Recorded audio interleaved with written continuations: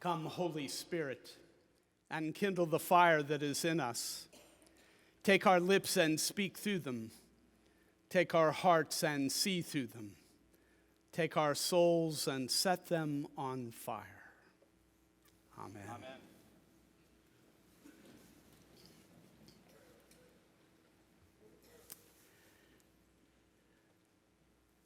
My heart sinks as I watch the news reports of thousands of men, women, and children massing at our border, hoping against all odds that they will find safety and the answer to their prayers here in the United States. They are so much more than mere points to be scored from either side of the political aisle. Many of them have gone through unimaginable ordeals in order to simply arrive at the border. Many will eventually be deported. Many will never see their dreams come true. And many, perhaps most, have struggled to enter the United States so that their children might have a chance at a better life. On this Mother's Day Sunday, is there anyone in this church who does not appreciate that simple aspiration? These are all the same reasons that members of my family, poor and starving with kindred from Ireland and Scotland and Wales and England and Germany, made their journey across the Atlantic. It may be a part of your family story as well. They left everyone they knew, and they risked everything they had to find the American dream. According to the Pew Research report, the number of displaced people in the world rose to a new high of 89.4 million people in 2020. It's a higher level now. Displaced people are those forced to leave their homes due to conflict, violence, or disasters. They include refugees, asylum seekers, and people internally displaced within their country of birth. Overall, about 1.1% of the world's population are displaced people. Jared Alcantara observed in a recent Christian Century article that, quote, over the last 2 decades in Sweden, a growing number of refugee children from war-torn countries have been suffering from a debilitating disorder called resignation syndrome. While their mothers and fathers apply for asylum and the children struggle to heal from the trauma they've experienced, their bodies begin to shut down. When the prospect arises that asylum may be denied and they will have to return, they stop eating, drinking, walking, and caring for themselves. Soon they can enter a catatonic state as a somatic form of self-protection. After all they've been through, their little bodies cannot cope with the possibility that something will happen to them or to their parents yet again.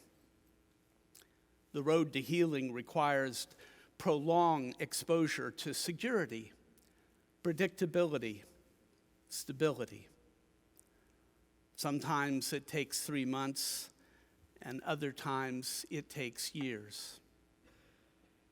Now, I've never experienced anything like that in my entire life, but I have great sympathy for this condition because I do not possess a high capacity for disruption. I really don't like chaos. My life as an Episcopal clergyman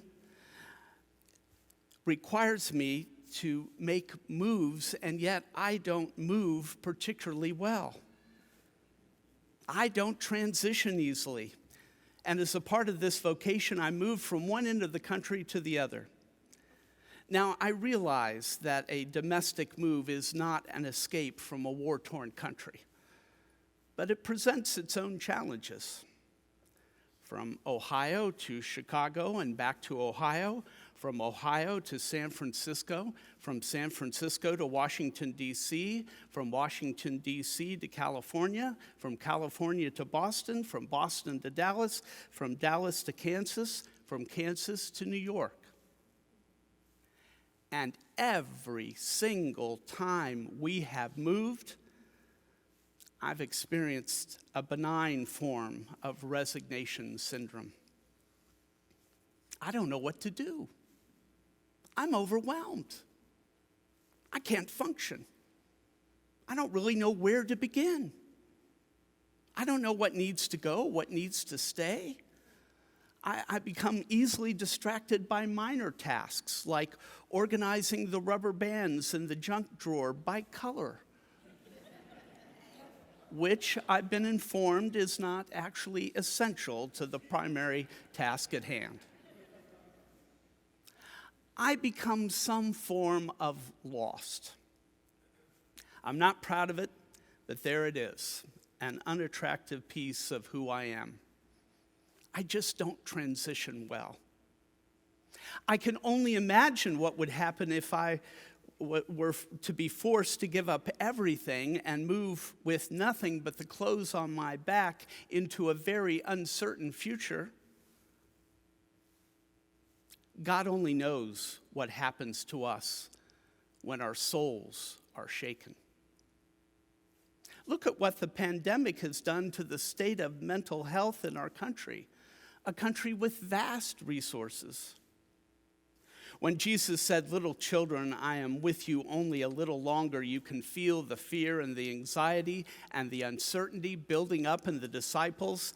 And a chapter later in this morning's lesson from the Gospel according to John, those feelings only grow more acute. Still, to the worried soul, the troubled heart, the fearful child of God, Jesus offers a promise. I will not leave you orphaned. There it is. There it is. The promise of security and stability and predictability. That's the good news we seek. You won't be left alone. The Spirit who is your advocate will be there soon to supply your need. Resurrection is coming. Because Jesus lives, you also will live. Now, there's a story told about a staunch atheist, a scientist, and a friend of Sir Isaac Newton's, who knocked on his door one day after Newton had just finished making his solar system machine. You know the one, you crank the handle and the planets and the moons all move around the sun. The man saw the machine and said, "How wonderful," and went over to it and started cranking the handle to make the planets circle around. And as he was doing it, he asked, "Who made this?" Sir Isaac stopped writing and said, "Nobody did." Then he carried on with his writing, and so the man said, you didn't hear me. Who made the machine?" Newton replied, I told you. Nobody did.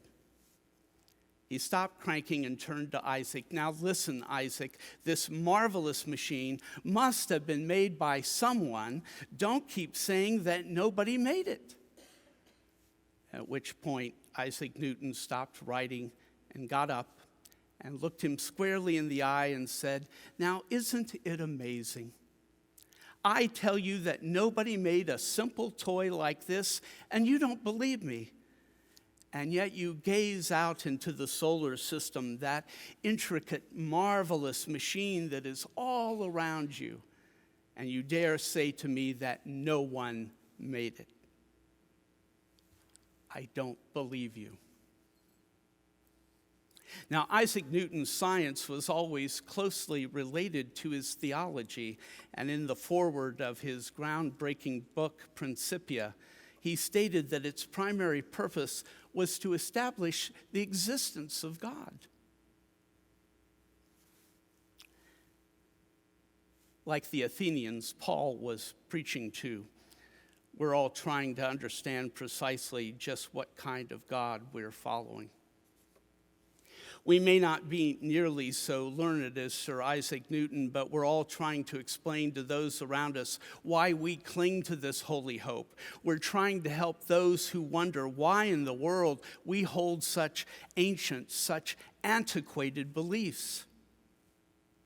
And sometimes, truth be told, we're just trying to explain it to ourselves on those cold, dark nights of the soul when nothing is completely believable and virtually anything might be possible. It's into this moment that our gospel lesson comes. And just to remind us, this is a continuation of last week's gospel. This is Jesus offering his final words to the disciples as they're gathered around him one last time.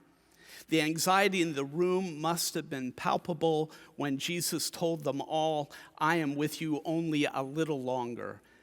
And then he said, "Where I am going, you cannot follow." And then Jesus offers the promise which changes everything.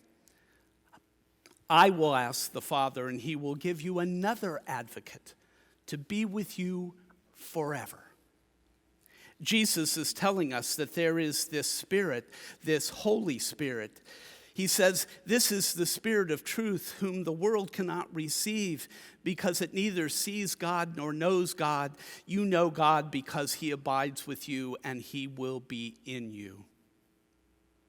Jesus will ask the Father to send them another advocate.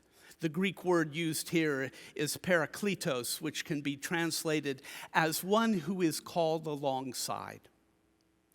This Spirit, this advocate, this one who's called alongside, who's being sent in Jesus' stead, completes the picture of the Trinity and adds to the fullness of our understanding of how God comes to us and indeed is already in us and with us as we ourselves live and move within the divine being. John of Damascus and the early church leaders described the Trinity using the term perichoresis, peri meaning circle, and choresis meaning dance. The Trinity was an eternal dance of Father, Son, and Spirit, sharing mutual love, honor, happiness, joy, and respect. Against this backdrop, God's act of creation means that God is inviting more and more beings into the eternal dance of joy. Athenians, Americans,